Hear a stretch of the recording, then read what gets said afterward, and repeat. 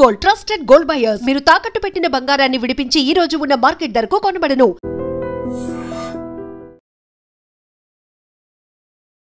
Welcome to IT news. This is Pavan. So మన శనివారం జరిగిన ఐబొమ్మ రవి అరెస్ట్ అయితే మీ అందరికీ తెలిసిన విషయమే. సినిమాకి ఒక భారీ వేల కోట్ల నష్టం కలిగించిన ఐబొమ్మ రవి కుకట్పల్లిలో అరెస్ట్ అవ్వడం జరిగింది. ఫ్రాన్స్ నుంచి ఇండియా వచ్చినప్పుడు పోలీసులు నిఘా పెట్టి రవిని అయితే ఇమ్మడి రవి అనే ఐబొమ్మ నిర్వాహకులను అయితే అరెస్ట్ చేయడం జరిగింది. ఇంకా ఐబొమ్మ రవిని అరెస్ట్ చేసిన తర్వాత షాకింగ్ నిజాలన్నీ బయటకు వచ్చాయి. అంటే ఇతడు ఎలా నడిపిస్తున్నారు, అసలు ఇతని నెట్వర్క్ ఏంటి, ఒక మూడు కోట్లున్న అకౌంట్ ని సీజ్ చేశారు, అతని హార్డ్ డిస్క్, అతని మొబైల్ మొత్తం అయితే సీజ్ చేయడం జరిగింది. ఎందుకంటే గతంలో ప్రొడ్యూసర్స్ అందరూ, సినిమాటోగ్రఫీకి సంబంధించిన ప్రొడ్యూసర్స్ అందరూ వెళ్ళి మాకు ఐబొమ్మ వల్ల చాలా నష్టం కలుగుతుంది అని చెప్పేసి కంప్లైంట్ రైజ్ చేయడంతో ఇదైతే స్టార్ట్ అయ్యింది. ఇంకోటి ఐబొమ్మ మీద సినిమాటోగ్రఫీ చట్టం కింద, అదే విధంగా ఐటీ సెక్టర్ చట్టం కింద అయితే కేసు నమోదైంది. ఎందుకంటే ఐబొమ్మ ఒక డిఫరెంట్ టెక్నాలజీని వాడి, VPNs ఇంకా చాలా ఇతర టెక్నాలజీని వాడి సినిమాలన్నింటినీ డైరెక్ట్ స్టూడియో నుంచి పైరసీ చేయడం జరిగింది. అంటే రిలీజ్ అవ్వక ముందే స్టూడియోకి పంపిస్తారు కదా, ఆ సర్వర్ ని హ్యాక్ చేసి రిలీజ్ చేసుకున్న ఐబొమ్మ అనే వెబ్సైట్ లో అయితే రిలీజ్ చేయడం జరిగింది. ఐబొమ్మ .com ఇలాంటి వెబ్సైట్లు మీ అందరికీ తెలిసిందే. ఇంకోటి ఇతను ఇవే కాకుండా గవర్నమెంట్ సెక్టర్ లో ఉన్న సర్వర్లను కూడా హ్యాక్ చేయడం జరిగింది. అంటే ఎందుకు చేసామని అడిగినప్పుడు నేను ఇది కూడా చేయగలను అని మీకు తెలియాలని చెప్పేసి చేశానని మీ అన్నాడు అంట. ఇంకోటి అతనికి గతంలో వార్నింగ్ ఇచ్చిన విషయం కూడా మీ అందరికీ తెలిసింది. నాకు అందరి దగ్గర గవర్నమెంట్ వెబ్సైట్లు ఉన్నాయి, సెక్టార్లు ఉన్నాయి అని చెప్పేసి వీటన్నిటిని చేయడం జరిగింది. వీటన్నిటి గురించి ఇప్పుడు జరిగిన వీటన్నిటి గురించి అయితే అరెస్ట్ చేయడం జరిగింది. సో దాని గురించి అసలు పబ్లిక్ ఏమనుకుంటున్నారు, నిజంగా ఐబొమ్మ అనే వెబ్సైట్లు అంటే కరెక్ట్ అయినా రవిని అరెస్ట్ చేయడం, అసలు రవి గురించి ఏమనుకుంటున్నారు, ఈ విధంగా ఏంటి పరిస్థితి అని పబ్లిక్ ని అడిగి తెలుసుకున్నాం. అసలు వాళ్ళ ఒపీనియన్ ఏమనుకుంటున్నారు. ఆయన హాయ్ అండి.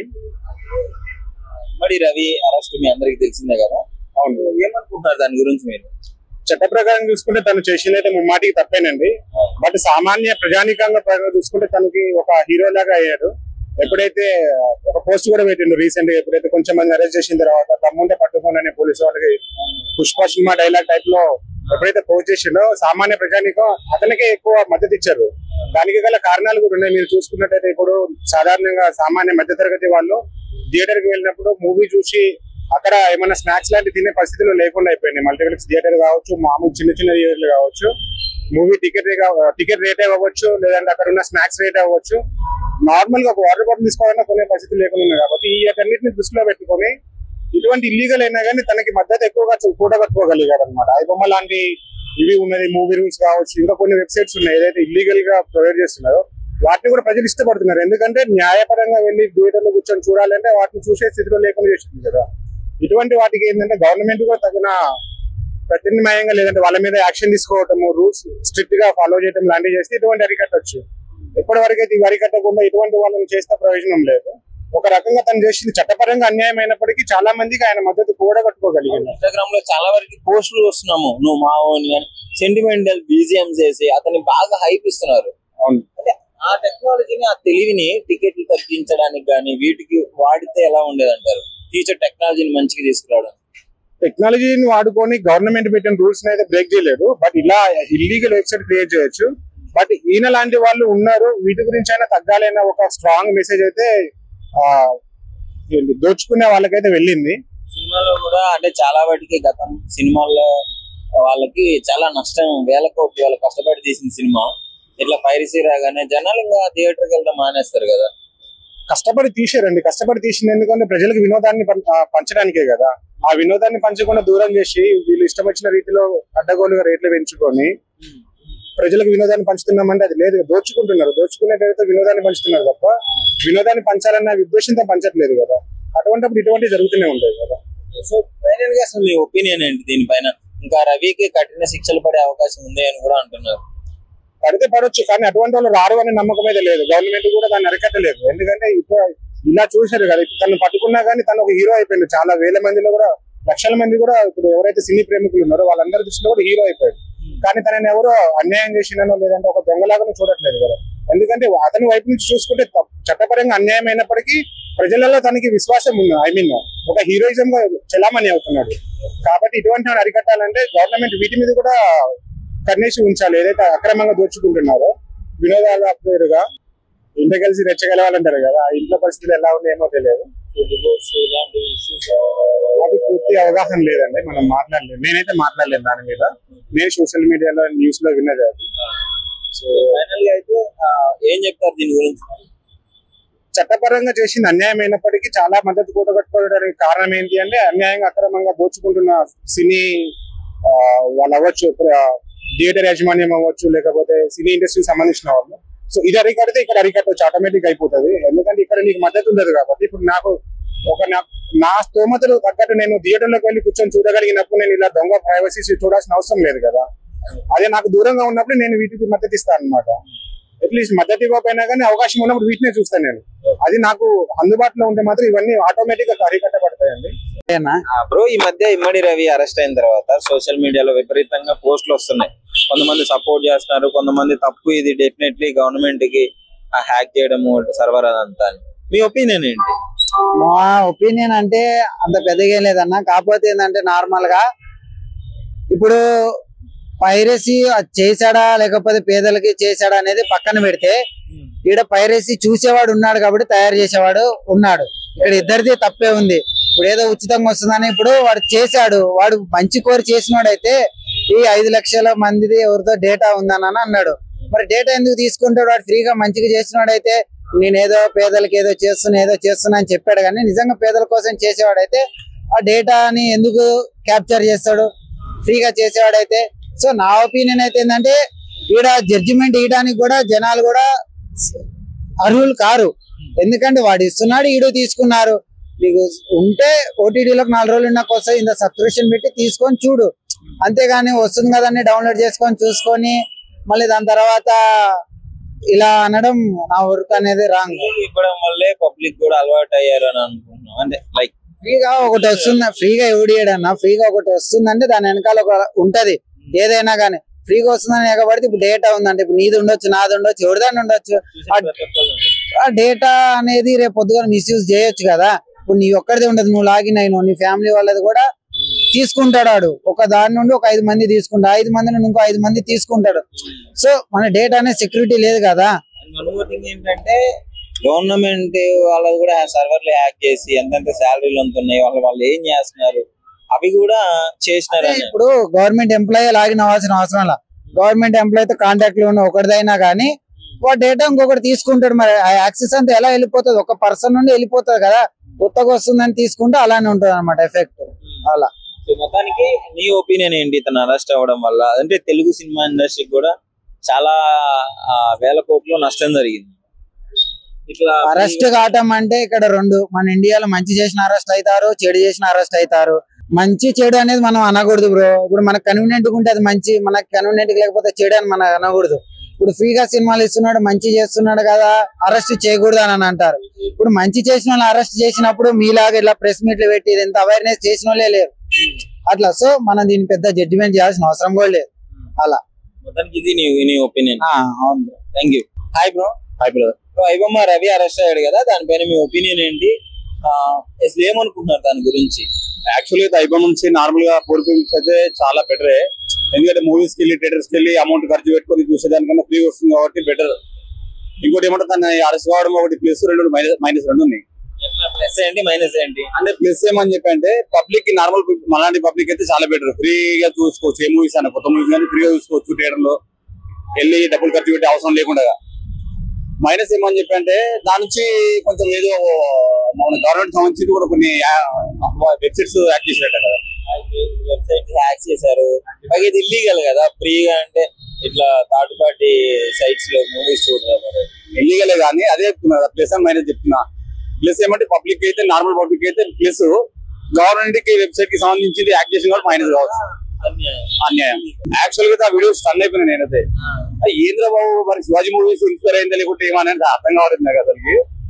కానీ నాకైతే ఒక రకంగా అయితే బాధ అనిపిస్తుంది. పబ్లిక్ లో కూడా గవర్నమెంట్ అంటే తప్పు చేసింది, వేల కోట్లు నష్టం సినిమా ఇండస్ట్రీకి, అయినా కూడా పబ్లిక్ సపోర్ట్ చేస్తుంది, కొంచెం హైప్ ఇస్తుంది, సెంటిమెంటల్ గా రీల్స్ పెడుతుంది ఆయన మీద. ఇంకోటి బ్రదర్, పబ్లిక్ మెయిన్ మైనస్ ఏమంటే థియేటర్ కి వెళ్తే 200 రూపీస్ టికెట్ ఇస్తుంటాం కానీ ఆ టికెట్ ఇస్తున్న లోపల స్నాక్స్ 500,000 రూపీస్ పెట్టాలి. ఇప్పుడు అదే నార్మల్ గా మనం ఐబొమ్మలు అంటే ఇంట్లో చూసుకొని మంచిగా మనం నార్మల్ గా తక్కువ అమౌంట్ పెట్టుకొని ఏదో బడ్జెట్ లో సంథింగ్ వేసుకొని కూర్చొని ఫ్యామిలీ మొత్తం చూసుకోవచ్చు బెటర్. ఓటీ కూడా బాగా వెళ్ళిపోయినాం కదా, అందుకోసం కొంచెం మైనస్. కానీ ఒకటి బ్రదర్ కంపల్సరీ చెప్తా, ప్రతి మోగానికి విజయం ఆడేది ఉంటుంది కదా, ఓటమి ఆడేది ఉంది బ్రదర్. ఇప్పుడైతే మరి ఐబొమ్మ మీద ఎందుకంటే ఇంట్రెస్ట్? మూవీస్ ఉన్నాయి, ఫర్ మూవీస్ అని ఇట్లాంటి థర్డ్ పార్టీ వెబ్సైట్స్ ఇంకో కొన్ని ఉన్నాయి, బట్ అన్నిటిని ఎప్పుడో వచ్చాయి, ఐబొమ్మ కంటే ముందే వచ్చాయి. కానీ ఐబొమ్మ మీద ఎందుకు ఇంత ఇంట్రెస్ట్ గవర్నమెంట్? ఇప్పుడు ముందు వచ్చిన విషయం చాలా వరకు చాలా మందికి తెలియదు.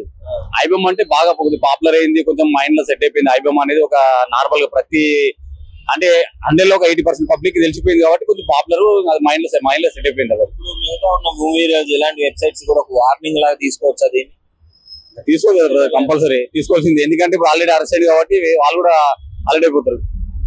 మరి రవి అరెస్ట్ అయినందుకు మీకు బాధగా ఉందా, హ్యాపీగా ఉందా? అంటే లైక్ యాక్చువల్ గా టెండర్ ఫీలింగ్ అయితే బాధనే ఉంది బ్రదర్. నాకు నెక్స్ట్ టైం ఏం జరుగుతుంది చూసుకోవాలి. చాలా గట్టిగా పడే అవకాశం ఉందంటారా? కఠినంగా నాకు తెలిసి వెబ్సైట్స్ కొన్ని యాక్ట్ చేశారు కాబట్టి శిక్ష బాగానే ఉంటుంది బ్రదర్. ఆయనకైతే గవర్నమెంట్ వెబ్సైట్స్ కూడా యాక్ట్ చేశారు కదా, అందుకోసం చెప్తాను గవర్నమెంట్ వెబ్సైట్స్ యాక్ట్ చేసింది కాబట్టి కొంచెం శిక్షలు బాగానే ఉండొచ్చు అనిపిస్తుంది. కానీ ఢిల్లీ రీతి ఏంటి బాగుంటుంది బ్రదర్ మా అలాంటి వాళ్ళకి. Hi bro.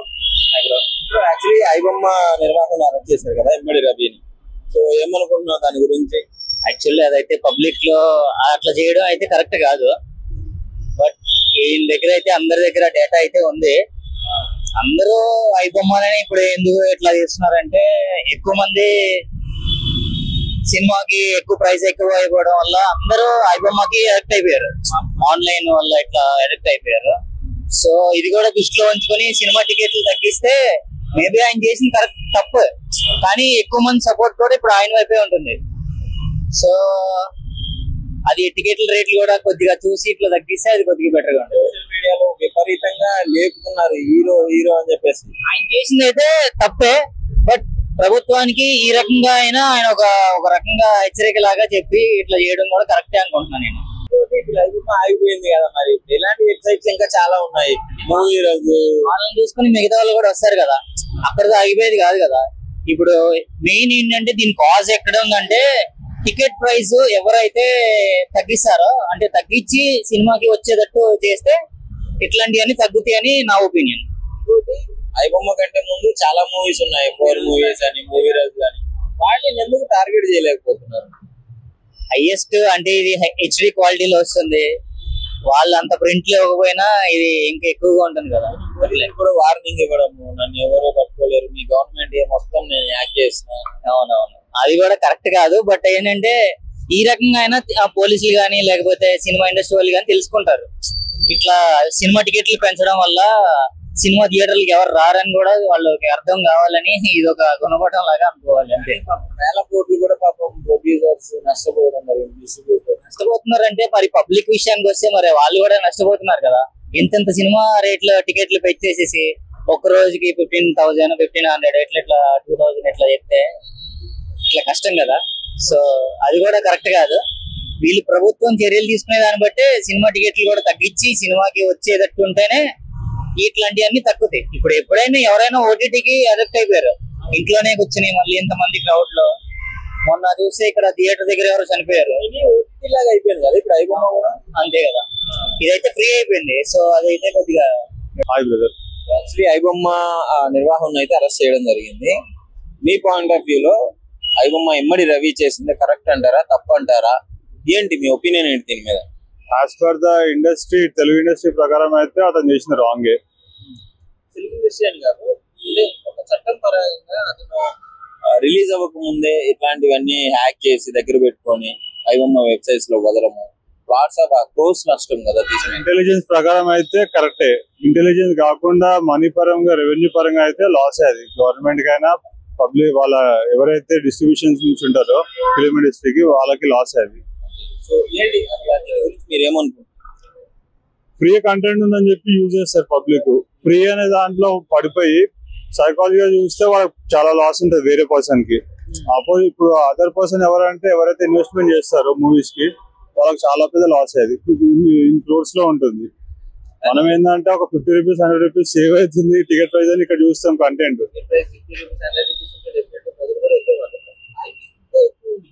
200-300 ఉంటాయి మల్టీప్లెక్స్ లో. సో అక్కడ చూస్తే మాత్రం మీకు ఇక్కడ బెనిఫిట్ అనిపిస్తుంది, కానీ ప్రొడ్యూసర్స్ కి డిస్ట్రిబ్యూటర్స్ కి లాస్ అది చాలా వరకు. ఓకే, కానీ ఇన్స్టాగ్రామ్ లో ఫుల్ హైప్ ఇచ్చేస్తున్నారు. అంటే మనోడు చేసింది కరెక్టే అని చెప్పేసి సెంటిమెంటల్ బీజిఎంస్ వేసి అన్న నువ్వు మా ఓడివి అని ఓన్ చేసుకుంటున్నారు ప్రతి ఒక్కళ్ళు. వాళ్ళోడు అంటే రెవెన్యూ జనరేట్ అవుతుంది వాళ్ళకి, దేనికి వాళ్ళోడు అంటే వాళ్ళ కంటెంట్ వస్తుందా దేనికి? కంటెంట్ ఇచ్చాడు ఆర్గానిక్ గా వచ్చేదే జెన్యున్ కంటెంట్. అంటే ఆర్గానిక్ గా రాంది ఏదైనా రెవెన్యూ జనరేటింగ్. వాడేదో వ్యూస్ కోసమో ఛానల్ కి సబ్స్క్రైబ్ పెడతారు అన్న చేస్తుంది, కానీ అది జెన్యున్ కాదు. అది నా ఒపీనియన్ ప్రకారం జెన్యున్ కాదు. యాజ్ ఏ ఇండస్ట్రీ లవర్ గా నేను చెప్పేది ఏంటంటే అది లాస్ అయింది చాలా వరకు. అంటే లాస్ ఆ ప్రాఫిట్ పక్కన పెడితే అది కరెక్టా రాంగ్, అతనికి ఎలాంటి శిక్షలు పడాలనుకుంటారు మీరు చెప్పండి. శిక్ష అంటే మనము చేయడానికి జడ్జి, మనమైతే లీగల్ పరంగా మనమైతే లాయర్స్ కాదు కాబట్టి అతను చేసిన అయితే రాంగ్. అది ఏం చెప్తారు సినిమా ఇండస్ట్రీ మొత్తం ఒక మంచి సక్సెస్ లాగా ఫీల్ అవుతుంది, దీన్ని మనకి ఏ బాధ లేదు.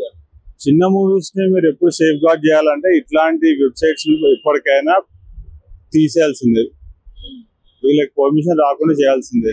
వీళ్ళ ఇంటెలిజెన్స్ ఏదైతుందో జెన్యున్ గా వేరే వాటికి కాంపిటేటివ్ ఉండడానికి పెట్టాలి తప్ప ఇట్లాంటి వాటికి రెవెన్యూ జనరేటింగ్ పెడితే లాస్. అది పబ్లిక్ కే లాస్. అది ఎందుకంటే నెగిటివ్ వైపు కి మనము ఫేస్ చేస్తున్నట్టు, అది నెగిటివ్ వైపు వాళ్ళకి ఎంకరేజ్ చేస్తున్నట్టు, పాజిటివ్ గా రాదు. ఇది వాళ్ళకి ఏం చెప్తారు జనరల్ గా ఇన్స్టాగ్రామ్ లలో సోషల్ మీడియా పేజెస్ లలో, లైక్ మీ ఒపీనియన్ ఇప్పుడు వాళ్ళు ఎంకరేజ్ చేస్తున్నారు, మాకు ఫ్రీగా మూవీస్ ఇచ్చాడు ఎన్ని రోజులు ఇప్పుడు అరెస్ట్ అయ్యాడు, నా మీద కామెంట్స్ వస్తాయి, నువ్వు ఇప్పుడు బేర్ చేయలేవు కదా, నేను బేర్ చేయాలి, నాకు సంబంధం లేదు, ఇదైతే రాంగ్ అంతే. నిజంగా ప్రస్తుతం ఉన్నటువంటి సమాజం దేనికి ప్రయారిటీ ఇస్తుంది? ఆర్థిక సంబంధాల చుట్టూ మాత్రమే తిరుగుతుంది. మళ్ళీ ఎన్నికలంగానే చాలా విరక్తి కలుగుతాను.